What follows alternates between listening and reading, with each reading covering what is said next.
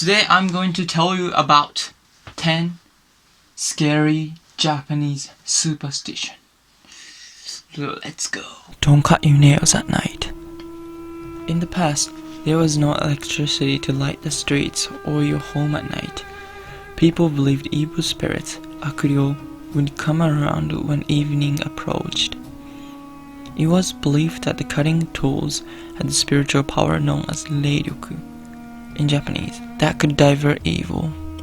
At the same time, cutting instruments created a gap in whatever they cut in which allowed evil spirits to enter through the gap if it was used at night. Although this saying isn't so popular in modern times, it might be a good idea to keep the lights on next time you cut your nails. Yeah, it was believed in the past years, but nowadays people don't believe it anyway. And I guess not many young generation don't know about this. Hide your thumbs from funeral cars. The Japanese word for thumbs is oyayubi, which translates into parent finger. You might hear something along the lines of your parents will die young if you don't hide your thumbs. It's believed that the spirits of the dead, vengeful or not, hang around the funeral car with their casket. If you don't hide your thumbs while the funeral car passes, then the spirit will enter your body from underneath your thumbnails. Some people will even hide their fingers as they pass a graveyard or funeral as well. Hide your thumbnails from the funeral cars. Good job. Good job. It's a funny thing, but I used to believe in this, and I did when I was a primary school, and but it's not often you see a funeral car, but I have seen it twice, and that was when I was around 10, 8, in primary school. As soon as I saw the funeral car, I was like, did it go? Did it go? You shouldn't whistle at night. In old times, whistling was a sign used by burglars and other criminals to communicate with each other. In Japanese, night burglar has their own special word, which is yato. You might recognize the kanji, as the first character means night and the second kanji character means steal or rob. Whistling was soon associated with intruders, thieves, and other villains. It was said the whistling at night would attract these villains or a snake into your home. 3. You shouldn't whistle at night. This one I used to believe that too when I was in primary school, and I even have a doubt on this, but I was still a bit scared about this because my mom told me this. There is some other superstition about this too.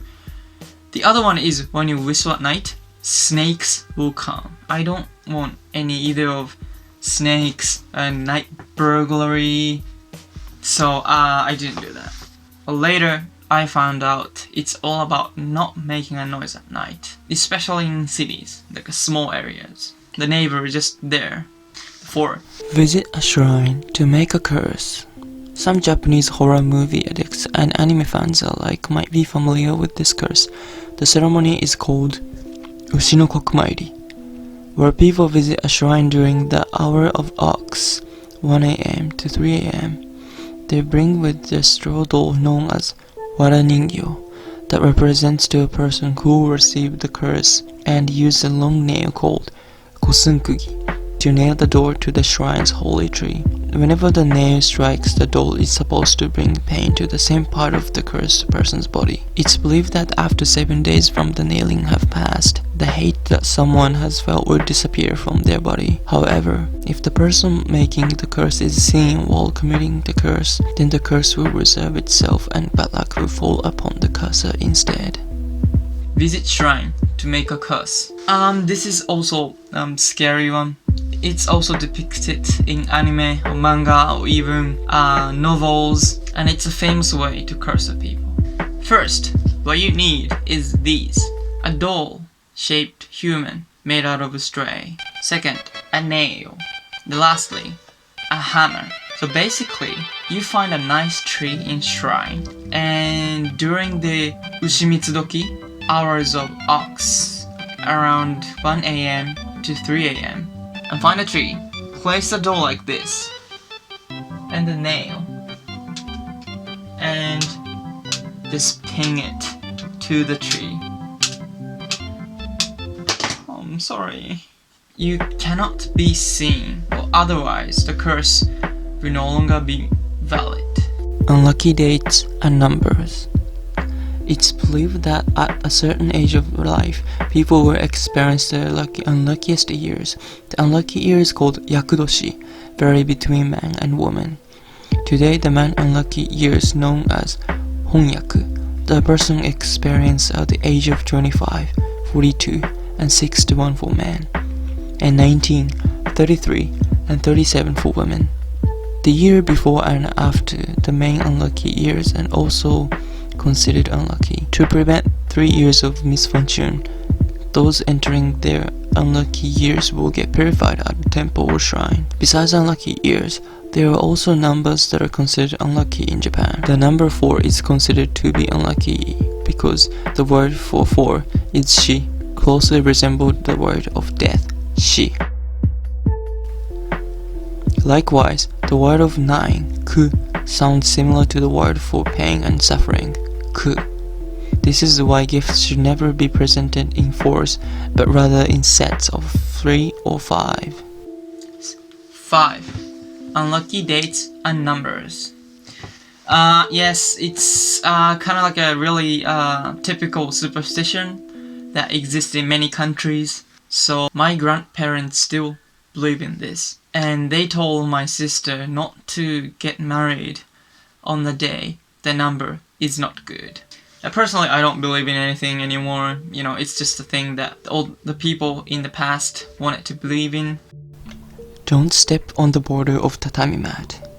Tatami mats are typical kinds of flooring that you might see used in traditional Japanese homes. Even modern homes might use tatami mats in some of their rooms. One of that you should never do is step on the border of the tatami mat called tatami no heri, as it brings bad luck. Some tatami borders have family emblems engraved on them, and stepping on the border is said to be stepping on your parents' head. But there is another reason why stepping on the border is no-no. It's thought that those borders became a taboo because they are not part of definite place. 6. Don't step on the border of tatami. I didn't really know about this until now. And still a lot of houses have tatami room. But I think the number is decreasing because we use modern Western furnitures. But if you put it on tatami mat will get damaged. So it doesn't really match the lifestyle now, modern day lifestyle. But it's kind of like luxurious. Hide your belly bottom. It's believed that Raijin, the god of thunder, lightning, and storms, would eat your belly bottoms of children. The origin of the tale isn't clear, but to this day, you will have parents warning their children to cover their stomach during a storm. The god Raijin is often seen with his companion, Raiju. Raiju is said to nest himself inside human's belly bottom while he sleeps. When Raijin wants to wake his companion, he strikes Raiju with lightning. Covering your midsection is a way to prevent Raiju from sleeping in your tummy. Parents use their stories to keep the children from exposing their stomach, which puts them at risk of catching a cold. Hide your belly bottom. Yes, I used to believe that too. Maybe I was even smaller than the time I believe in hiding thumbs and stuff. It's a famous story, but not anymore.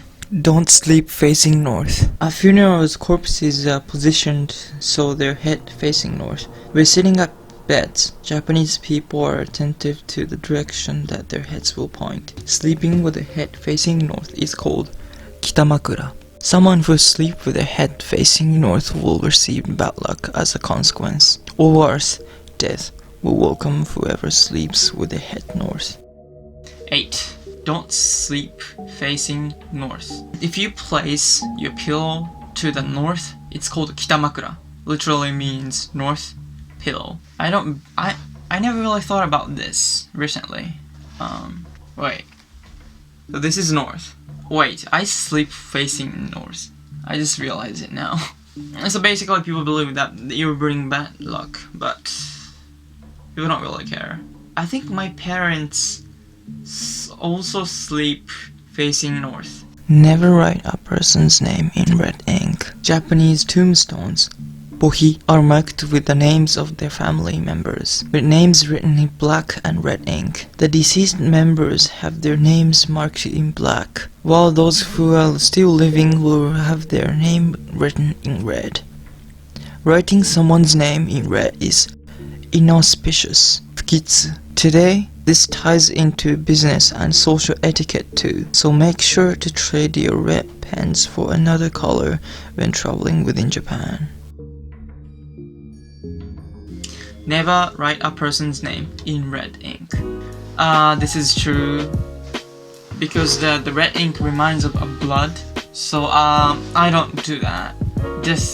I don't just personally don't do that. But I don't believe in anything, or I don't know, maybe. But if I do that, and what if the person I wrote a name of died? I probably would feel bad for some reason. Okay, that's a 9 scary Japanese superstition. In your country, do you have any superstitions like this? I wanna know your superstition, and do you still believe it or no? There are tons of superstitions in Japan, so if you want to know more, just please comment and I'll make a video about this. Okay, if you like this video, please thumbs up and subscribe to my channel. See you later.